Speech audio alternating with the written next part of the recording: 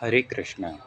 जिस भी व्यक्ति के कुंडली में अष्टम भाव में राहु का संबंध बनता है, वह व्यक्ति कह सकते हैं एक रो एजेंट, या कह सकते हैं सीबीआई ऑफिसर, या तो सीआईडी, या तो गुप्तचर या गुप्त एजेंसियों से काम करता है। और ये मेरी कुंडली में जस्ट बना हुआ है, जो 8th हाउस के राहु को रिप्रेजेंट करता है। क्योंकि अष्टम भाव क्या है? अष्टम भाव गुप्त चीज़ों का है।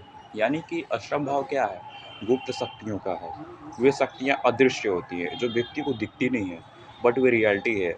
और जिस व्यक्ति के कुंडली में अष्टम भाव से राहु का संबंध बन रहा है, वह व्यक्ति कह सकते हैं कि जैसे कि जितने भी गुप्तचर एजेंसियां होती है ना, जैसे रॉ हो गया, सीबीआई हो गया, सीआईडी हो गया, उन सभी में वे फील्ड में जा सकता है और गुप्तचर संस्थानों के लिए वे कार्य कर सकता है।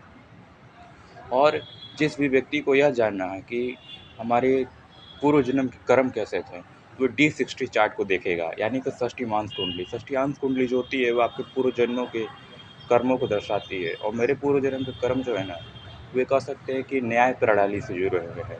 न्याय प्रणाली, और यह भी है कि गुप्त, कहते हैं ना, एक एजेंट होता है। जस्ट मैंने वैसे ही कार्य किए पूर्व जन्मों में भी, और इस जन्मों में मैं वही कर रहा हूँ, कह सकते हैं।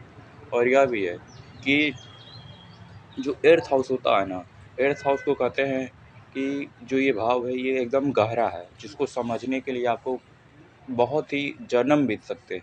क्योंकि एर्थ हाउस को कहा गया कि समुद्र है, ओशन, जिसके गर्त में जाओगे तो ख़त्म ही नहीं होता है। ये ऐसा भाव होता है।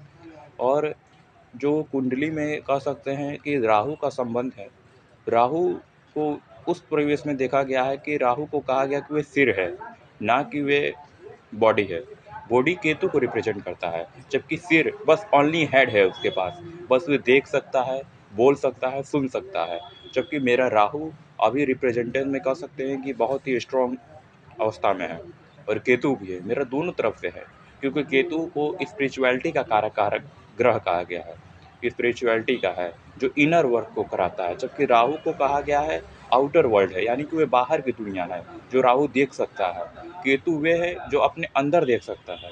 और राहु के बस आंखें हैं, वे देख के बस और सुन के बस सब कुछ कर सकता है। इसीलिए राहु को कहा गया है कि राहु जिसके कुंडली में 8th हाउस में होता है, वह व्यक्ति या तो रॉ एजेंट होता है, या तो सीबीआई में होता है, या तो सीआईडी में होता है।